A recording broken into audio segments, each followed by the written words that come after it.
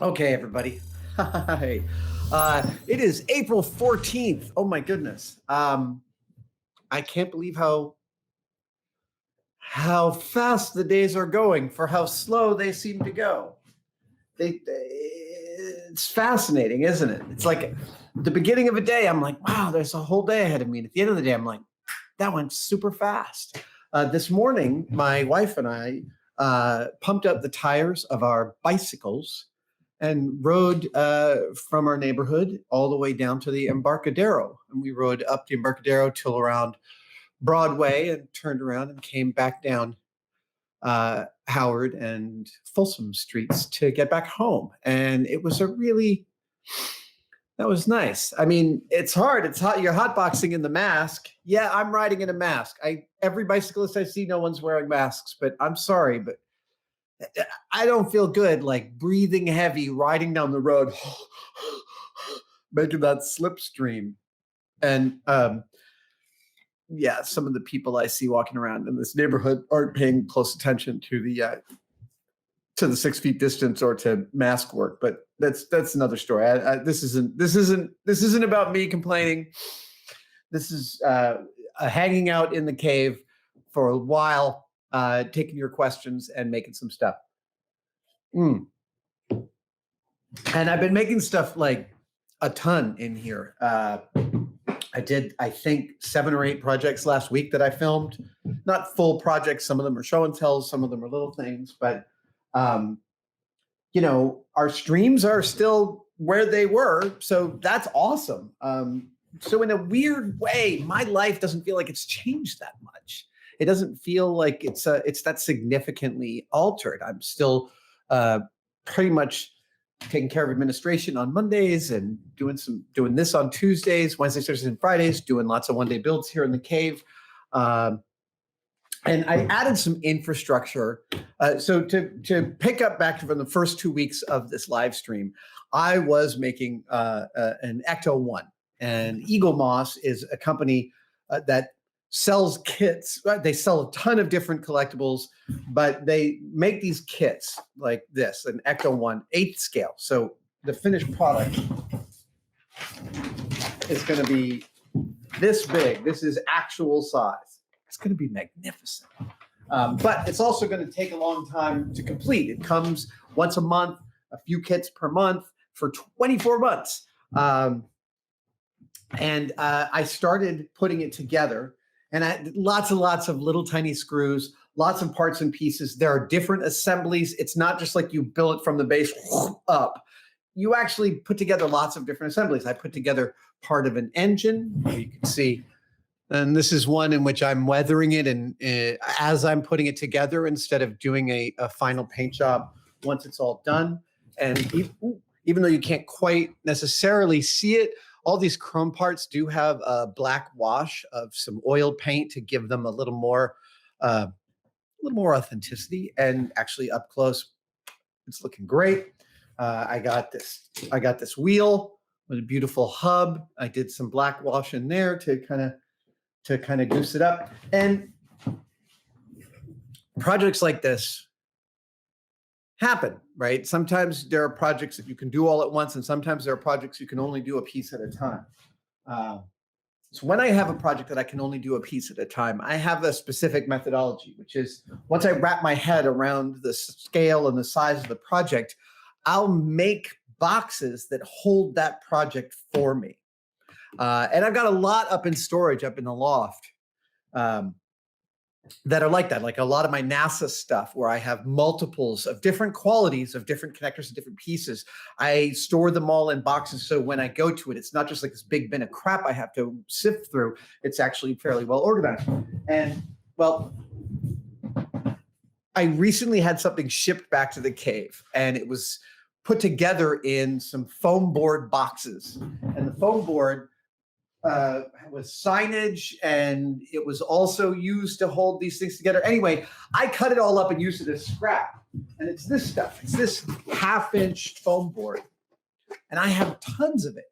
So I used it to make trays for this project. So I put, some of the completed parts over here.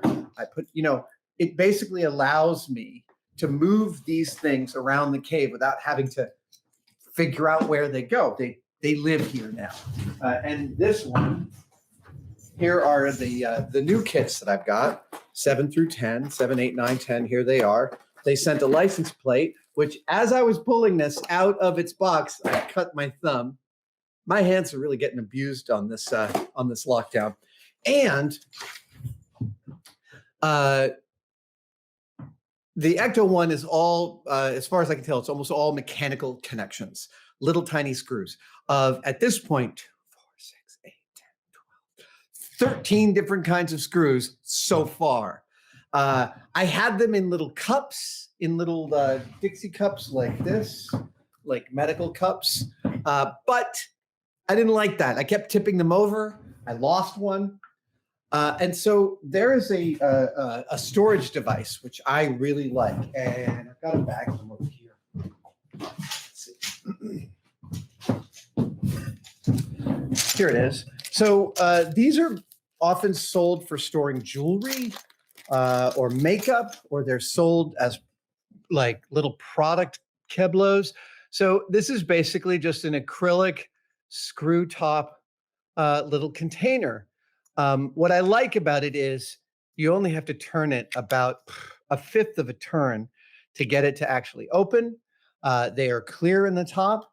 They are not expensive. You can buy these on Amazon for really, really cheap.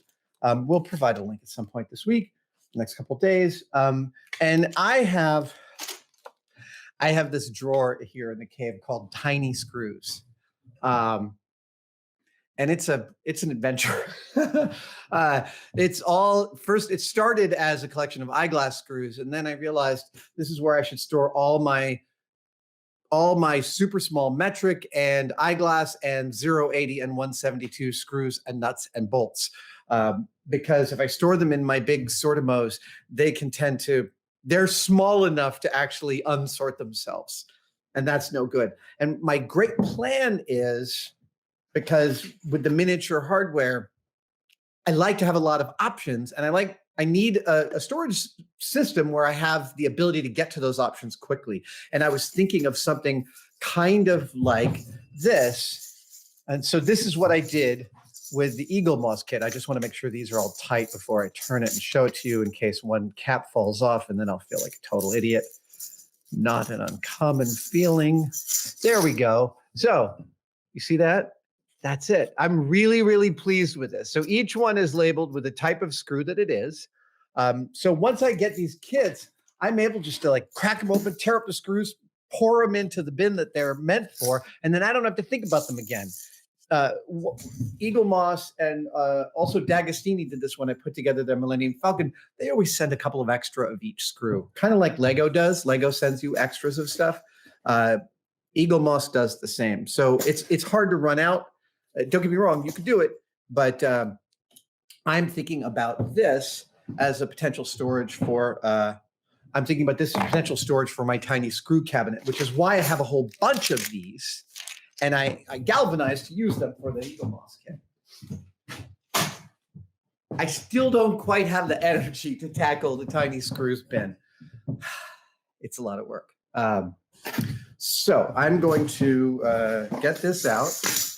This is pretty cool that they send you an actual metal Ecto 1 license plate. That's a lovely bit of kit. I already put a little bend in it, but that's okay. The real one is rusted to hell, and I plan to do the same to this. This is not going to look pretty by the time I'm done with it. It's going to look beat to crap, but that's the point. But that is a nice bit of swag to send. I still have this Ghostbuster sticker. I'm just going to leave it off that thing until the very end. So here we go. That's 10, 8, 9, and 7. Oh, wow. Lots of little, wait a second. Hold the phone. There's one tiny thing that I am missing. I might have dropped it. Let's see. Where is it? There's this little plastic bag. Oy, oy, oy. Did I actually just drop that? This is a story of my life. Okay. Let's see. There was this tiny little plastic bag, and I literally had it when I started this shoot today. And then I wasn't paying attention for a second. Okay. You live there. You're fine. You're good.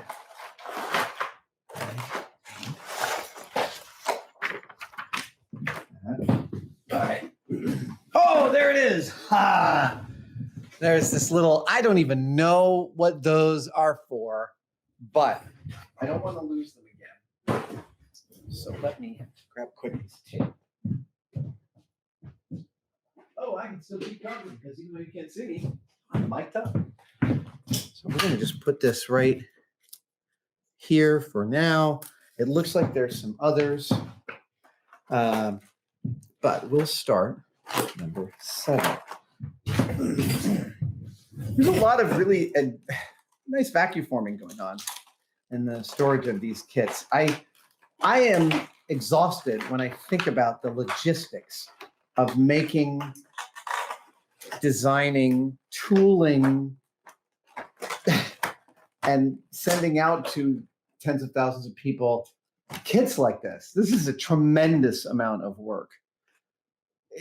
It's really an amazing achievement. And there's something so much more satisfying about this kind of construction to me than just buying an 8th scale car for some amount of money. I mean, sure, I don't begrudge you if that's the way you want to do it, but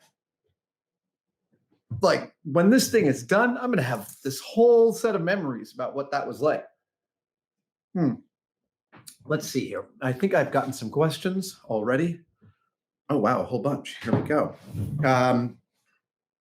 I Am Zombus says, what are your favorite YouTubers to watch in your free time?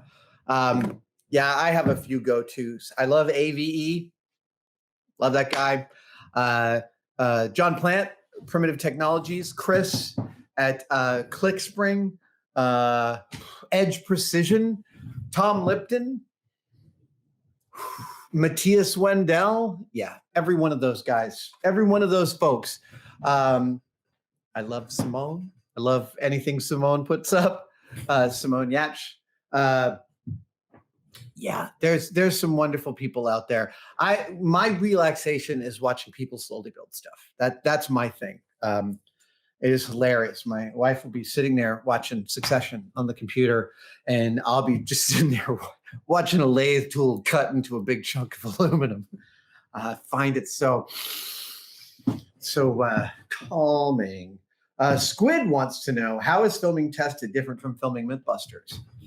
This is a really great question. Am I ever going to get to building? It's possible that I might not. It's possible that answering questions and building at the same time might take like tapping my head while rubbing my stomach. But filming Tested is radically different than filming MythBusters. But it took me a long time to figure out exactly why. And the reason is because every medium has its use case, right? Like if someone paints a painting, the use case for that painting is you either buy it and put it in your house, or a museum buys it and you go to visit the museum and you see it in the museum. Now, those are two totally different use cases, right? Those are two totally different ways of experiencing the same thing. On television shows, when you make a TV show, people sit down and they watch it. They make an appointment. Hey, it's time to watch that show. It's airing right now, or we recorded it from last night. Let's watch it this morning. And they sit down and they watch the thing. I mean, they skip through the commercials probably. But on YouTube, I noticed that some people totally do that, and so do I. But also at the same time, I get a lot of people tell me that they take my videos, they take the videos we make on Tested, and they spool them up on their laptop and put it at the end of the workbench. And then it's like I'm working in their shop. It's like they're working next to me. And I think Grant and Tori will tell you that working next to me at ILM, not too dissimilar from a video. I do keep up a relatively constant monologue. I like chatting. I like the discussion that people around me engender. So as far as I'm learning, and I'm still learning about this, the YouTube is a fundamentally different kind of storytelling than television, is a fundamentally different kind of storytelling than movies. I mean, each one of these mediums carries with it all of these other resulting factors in terms of how you execute. And now we're learning a totally different way, which is me all alone shooting on this thing and sending the footage to Joey and Gunther and Norm to cut into something cohesive, hoping that I've gotten as much B-roll as I possibly could. And I know that like Mark Rober and Simone and Laura Kampf, another amazing YouTuber, I know that they film their own stuff and they cut their own stuff. I like highly respect that. But man, it's a lot of pressure. It's a totally different way of going. 2 months ago, I would show up and Gunther would come over and hand me a mic and we'd do our thing. And I wouldn't have to think about any of the shots. I wouldn't have to think about the storytelling. I mean, sure, there's a process of like, hey, I watched the video. I thought we could have used that shot. And next time I'm on the late, let's try and do that. But for the most part, this filming during lockdown, wholly new kind of storytelling. Oh, you guys think that the laptop mic is working well? I might not have to have these in. That would be nice because they're noise canceling, and even when they're not noise canceling, they kind of create a sort of a thing. So I'm going to pull these out. I'm going to put them away, and my team will tell me if this is somehow make it better or worse. Can I just say, the little magnets inside of Apple's hardware are amazing. But when you are a machinist and you work with little specks of metal in grinding and sanding and filing and machining, those little specks of metal end up making your stuff look filthy. Yeah. Oh, I just put my hearing aid back in. It feels like I'm back in the world. It's really nice. So yeah, this is it's never hard to tell between my wife and I whose AirPods. Because, by the way, I now know, I think, 2 people that have lost their AirPods, taken off their masks. You have your mask on like this, and you're out on the street, and you're listening to your podcast, you listen to the daily, and you take off the mask, and my wife, boink, both AirPods fell onto the ground. And the problem was the ground was a sewer grate. And when she looked in the sewer grate, she said it was white liquid, just like the spillway of a dam. Just like it was told the story completely that these AirPods were never going to be witnessed by human beings again. They were gone, daddy, gone. Somebody else wrote to me and said they had done the same thing. Okay. Good. The sound is still great. ASoul713 wants to know, how good of a cook am I? That's I am not a good professional cook. Let's say that right up front. I've never done restaurant work. I have no idea how to be a good cook on the line. I mean, I know how to work hard, but that's far from having any expertise at cooking in a restaurant. When I cook for myself, I like to think I'm an excellent cook. In my house, I tend to be the one that cooks eggs. I am also generally in charge of grilled cheese sandwiches because of Chef, because of Jon Favreau's magnificent little movie, Chef. It's got Bobby Cannavale in it. It's got Scarlett Johansson, Dustin Hoffman. It's a terrific little movie. It's got a great heart. It's a beautiful movie. And in the film, Jon Favreau makes a grilled cheese sandwich for his son. And his son is totally unappreciative. And it's a very funny scene. But Favreau is cooking this grilled cheese sandwich on a little grill, a little electric grill, which my son, who is a cook, thing one is an actual cook, professional. He said that's called a plancha. And I went and found one on Craigslist, and I now own a plancha, and they are phenomenal. And there's this great scene in the behind the scenes footage from Chef where Roy Choi, I think so, is the consulting chef on that movie. He's teaching Favreau, the consulting chef of that film is teaching Favreau how to make a grilled cheese sandwich.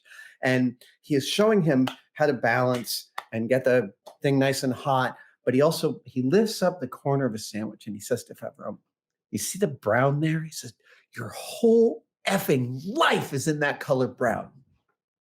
And that like, I loved that. So I went and found myself a plancha, and I love to make grilled cheese sandwiches for comfort food. Hold on a second. I have to evacuate my nose. The pollen bloom this week has been diabolical. It's been awful. I still feel just like answering questions. Let me open this up to the first step. My finger is healing great. Thank you for everyone who wants to know how my finger is doing. I posted a picture of it last night. I've got it covered up today because I'm in the shop and I try not to get it dirty, cleaning it every night, antibacterial cream, triple antibiotic cream and stuff like that. Okay, let's see here. I'm going to refill my drink here. Ow. This is when you lose a finger, when a finger becomes non-operable for a period of time, you become really attuned to what that finger was good for. And I want to see the middle finger of my left hand, which already sustained an injury this year when my Land Cruiser got stolen at the end of December.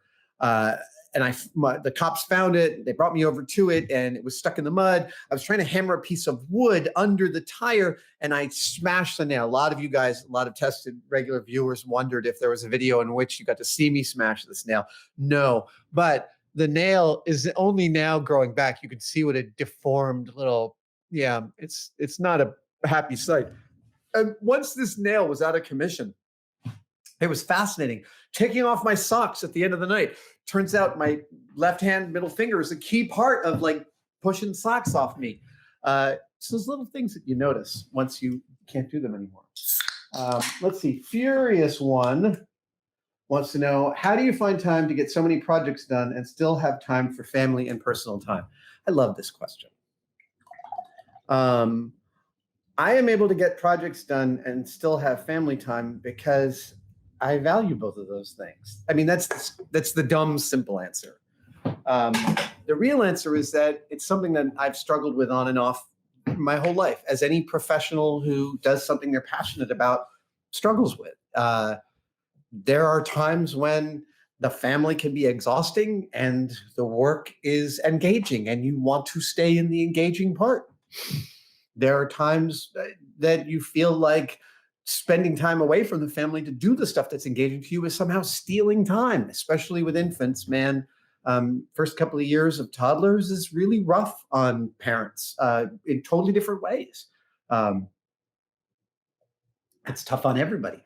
I have struggled with it, and I have certainly had arguments with partners about the degree of engagement I've had in my personal life versus my professional life versus my project life. But I have learned something. I have learned that it is not, and this felt really important to get, I've learned that it's not about proximity as much as it is about consciousness. And I'll explain. On MythBusters, I only got to spend about 3 hours a week in this space. And I bought tools with my television money that allowed me to work super fast. Bought a big lathe, bought a giant sander. Oh, look at this sander. Here you go. This sander right here. Oh, this thing. This is a 16-inch diameter, half-inch thick piece of steel on a 3-phase 220 motor. Well, it's got a 2 to 3-phase converter there. This thing, if I turn it on, it'll spin for like 20 minutes. And you could just like feed a 2x4 in this. Every big model shop I ever worked in had one of these. And as soon as I moved in here, I was like, got to get myself a big sander. So I invested in a set of tools that allowed me to work really quickly. So like I said, I got 3 hours a week here. And sometimes I would leave the house like 30 minutes early to get to the MythBusters set just so I could have 30 minutes here before the day started. Sometimes they come here during lunch. And again, like I said, that would lead to this consciousness of like, I am stealing time away from work and from family. I'm like finding these little corners. And it wasn't until MythBusters was over that I realized how manic that made me. That consciousness of stealing made me quite manic because I felt like I was managing things where I wasn't fully telling one hand what the other one was doing. And I didn't need to do that, in fact. And I have found myself at times being more present with my family in shops that were 20 minutes, 30 minutes, an hour away from my house than I had been in shops that were in the basement of the house I lived in. So I learned from that it's not about proximity to family. It's really about the consciousness, and it's about, do I and my partner both feel aligned in the mission of our co-joined lives? That's the biggest, that's the broadest way to put it. And I think that my adult life, and especially the last 10 or 15 years, has been really about figuring out and learning the ways to make that alignment feel right for both of us, and for the kids, and for the extended family, and for the professional and personal obligations. I don't know if that's a useful answer to you. It is my experience, and hopefully that is instructive. Nick Winchester wants to know what's going on with Savage Industries bags. Are there new bags for 2020? We have some ideas about bags, but everything's on hold. Sales have gone way down. Look, yeah, the economy has hit Savage bags as well. So right now we're in a holding pattern. We don't have to dismantle the company, thankfully. We're still selling the bags. We have new EDC2s made of Dyneema that are for sale right now.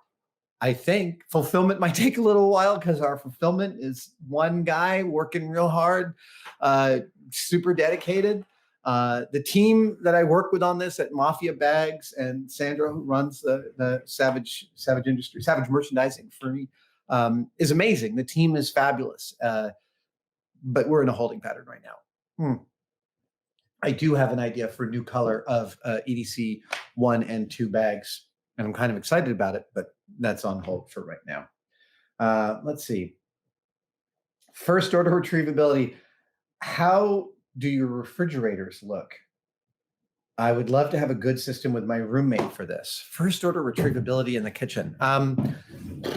Yeah, that is, I mean, that's so specific. My refrigerator, it's not like it's a paragon of virtue. I think my wife actually cleared out the fridge yesterday. I don't know about you, but like, we're eating, not only are we cooking every day, but the leftover situation is phenomenal. Like, we're being super virtuous and working through every meal, eating it. We found a frozen spiral ham from Christmas that we thawed out and ate Sunday night for Easter dinner, and it was freaking fantastic. And that engendered us clearing out the fridge and getting rid of some of the stuff that was like a little too old to go through. Yeah, I'm not sure the kind of first order retrievability that I like here. It's not quite the same in my kitchen, although the kitchen is kind of ludicrously well stocked, well outfitted, and well organized. It's not my shop. It's a space I share with my wife. And it works really well for us. I guess all this is the question. It begs the question, like, should we do a tested video where I talk about the organizational strategies we have come to in the kitchen? And I think that's actually not a bad idea. We did shoot a couple of pieces, a couple of tested videos in the kitchen. One, we did an omelet cook-off, me with Tracy Desjardins, which was fabulous. That was years ago now. Wow. We were all so young once. All right, let's see here. I'm going to go back and make sure I didn't miss anything. Yeah, with all the projects you've got, Spigot wants to know, what does my daily schedule look like? Like I said, it feels quite similar to the way it was. You know, look, Tested is a small team, and we are all still doing all of our same jobs. We're just not seeing each other in person. We're meeting on Zoom a few times a week, which is delightful to see everybody's faces. I swear,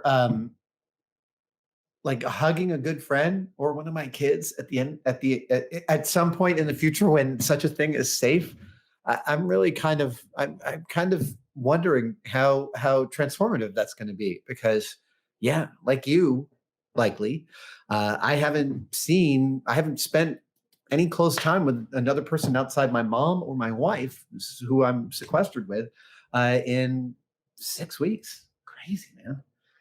However, the daily schedule is roughly the same. I am starting later. Yeah, we are starting later. Sleep is sometimes great, sometimes shit. Last night I couldn't get to bed till 2 a.m. The previous night I slept for 10 hours. There's just no telling what the hell's going on. So our mornings are a little bit slower, which is great. I get over here maybe, 9, sometimes 9 or 10, sometimes 11 or 12. And I'm not like pushing it to like all the way till the end of the day, 7 o'clock. Sometimes I'm leaving here at 3 or 4 just to go home and chill out. I've also, obviously, like I said, like everybody is doing, I'm doing a lot of house organization, I'm doing a lot of cleaning up, which is really delightful. I love organizing. I love finding places for things. I love going through that process of taking a room that's totally a mess and making it super organized and clean and finding places for everything. And the house it's an ongoing project. There's a lot of moving parts to it. We've been tackling that. All right, let's see.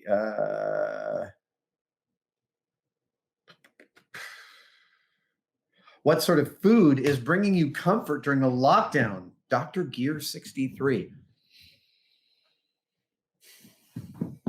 Well, my morning ritual was for years to go to Ritual Coffee here in the Mission every morning and pick up a couple of lattes for myself and one for my wife. More if there were people staying with me. And it's very funny because the people that work at Ritual were delightful. And they always were like, when I'd order more than the standard number of lattes, they'd be like, "Oh, you've got visitors." And over Christmas, where we had both my family and my wife's family, I think we had 9 people staying in the house. I left once with 9 coffees, 2 stacks on the one wheel to ride home. However, during lockdown, I've gone to Ritual a few times, but frankly, it's not an everyday thing. It's more like every couple of weeks. So we're making the best version of Ritual lattes in the house that we can, and they're not bad. So that morning coffee is really good. Ritual sells a vegan donut, and I'm not vegan, but it's a freaking fantastic donut. Their glazed donuts are amazing. And maybe I shouldn't tell you about them because I don't want other people to buy them if I'm craving them. Sometimes it used to be these cyclists would meet at Ritual in the morning for a ride, and those cyclists like their carbs. So every now and then, like locusts, they would clean out all the vegan donuts. Damn it.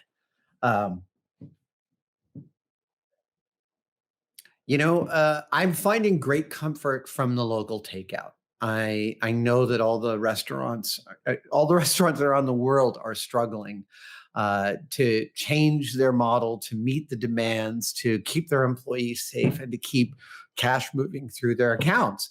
And so I like supporting our local eateries.